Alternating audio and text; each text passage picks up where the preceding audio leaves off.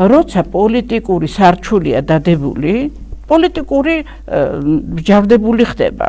თუნდაც კაცი ყავდეს, მოკლედ, როცა შერჩევითი სამართალით ასამართლებ, დამთავრდა პოლიტიკური სარჩულია იქ, ხო? და ეხლა რაც შეეხება თქვენთანაც, არა, პირდაპირ წერია ასევე საგადასახადო კოდექსში, რომ კეთდება გრაფიკი დავალიანების და მაგის პარალელურად კიდე, როცა გამოაცხადეს აი თავიდანაც, რომ იმეც თურმე 50 მილიონი დავალიანება და ასე შემდეგ და ამ დროს იგივე ტელეკომპანია კავკასიას 94-ზე უთიშავდნენ ყველაფერს და გადაღასადებდნენ და მართლა ასე არის, აი 20 თეთრი რომ დაგაკლდეს და რომ გახსნი საგადასახადოს ვებგვერდ, შეიძლება გული გაგიშკდეს, აწერია გირავნობა და გახსნი უცბად გადაკექავ შედარების აქვს რა ხდება რატო და თურმე 20 თეთრი დაგაკლდა, 80 თეთრი დაგაკლდა და აი ამაზე პირდაპირ მოდის მესიჯი. ამ დროს მილიონები აქვს ხალხ დავალიანება რა.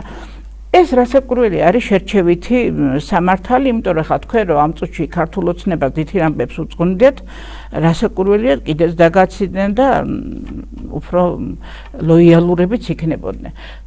კიდევ ერთხელ ხაზს გავუსვამ, რომ ადამიანი მოგწონს თუ არა, იგივე ტელევიზია მოგწონს თუ არა, კონსტიტუციური უფლება გაქვთ არსებობის და სახელმწიფო ვალდებულია ხელი შეკიწყოთ, იმიტომ რომ თითოეული ადამიანი აქ დასაქმებული ადამიანი არის ერთით ნაკლები ადამიანი, რომელიც საზღვარგარეთ წავა, ხო?